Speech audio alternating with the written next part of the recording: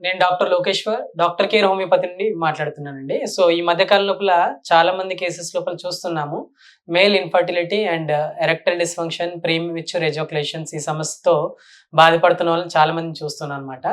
So, especially ఏంటనంటే చాలా మంది యంగ్ కపుల్ ఏందనంటే రీసెంట్‌లీ మ్యారేజ్ అయిపోయింది. సో, మ్యారేజ్ అయిపోయి ఒక 1 వీక్ కూడా కాలేదు, 1 మంత్ కూడా కాలేదు. సో, ఈ ప్రాబ్లమ్ తోటి డివోర్స్ వరకు కూడా ఎళ్తున్న కేసెస్‌ని మనం ఎక్కువ చూస్తున్నాం అనమాట. సో, వాళ్ళలో ఉన్నటువంటి సందేహం ఏంటనంటే, "సార్, అసలు నాకు ఈ ప్రాబ్లమ్‌కి నేను హోమియోపతి మెడిసిన్స్ ట్రీట్మెంట్ ఎన్ని రోజులు తీసుకోవాలి? అండ్ ఈ ప్రాబ్లమ్ రాకుండా నేను జనరల్‌గా ఎన్ని రోజుల నుండి అంటే ఈ ప్రాబ్లమ్ వచ్చే కంటే ముందు ఎన్ని రోజుల ముందు హోమియోపతి మెడిసిన్స్ వాడుకుంటే ఫర్దర్‌గా నాకు ఈ ప్రాబ్లమ్ ఉండదు. అండ్ నెక్స్ట్ నేను మ్యారేజ్ చేసుకోవాలంటే ఎన్ని రోజులు మేము ట్రీట్మెంట్ తీసుకోవాలి?" అని చెప్పేసి చాలామంది అడుగుతున్నటువంటి విషయము. సో, దీనికేందనంటే అండర్‌లయింగ్ కాజ్ ఏంటి? అంటే ప్రీమెచ్యూర్ ఎజాక్యులేషన్ కానీ, ఎరెక్టైల్ డిస్‌ఫంక్షనే కానీ వస్తుంది అనంటే, ఖచ్చితంగా మన శరీరం లోపల కొన్ని రకాలైనటువంటి ప్రాబ్లమ్స్ ఉండడానికి అవకాశం ఉంటుంది. సో, ఏ ప్రాబ్లమ్ లేకుండా కూడా సైకలాజికల్‌గా కూడా ఈ ప్రాబ్లమ్ రావడానికి అవకాశం ఉంటుంది. యాంగ్జైటీ కానీ, డిప్రెషన్ గానీ, స్ట్రెస్ కానీ అండ్ స్లీప్ ప్యాటర్న్ ప్రాబ్లమ్ గానీ, ఇలాంటివి ఉన్నప్పుడు కూడా ఈ ప్రీమెచ్యూర్ ఎజాక్యులేషన్స్, ఎరెక్టైల్ డిస్‌ఫంక్షన్ అనేది రావడానికి అవకాశం ఉంటుంది. వాటిని సైకలాజికల్ ఫ్యాక్టర్స్ అని చెప్పేసి చెప్తుంటాం.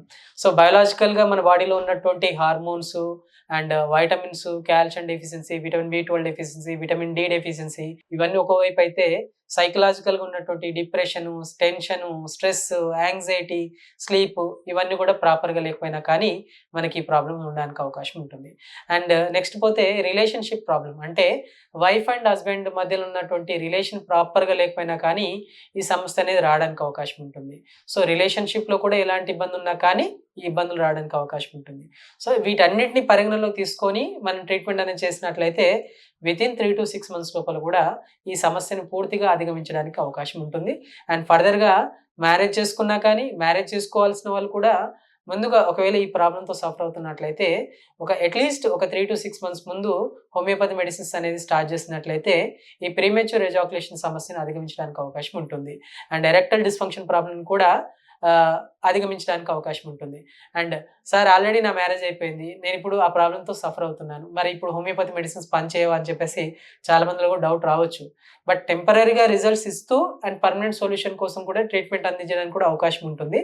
బట్ ఒకవేళ ఈ ప్రాబ్లమ్ ఉందని ముందే గుర్తిస్తే మ్యారేజ్ అయిన తర్వాత రెగ్యులర్‌గా మెడిసిన్స్ వాడాల్సిన అవసరం ఉండదు.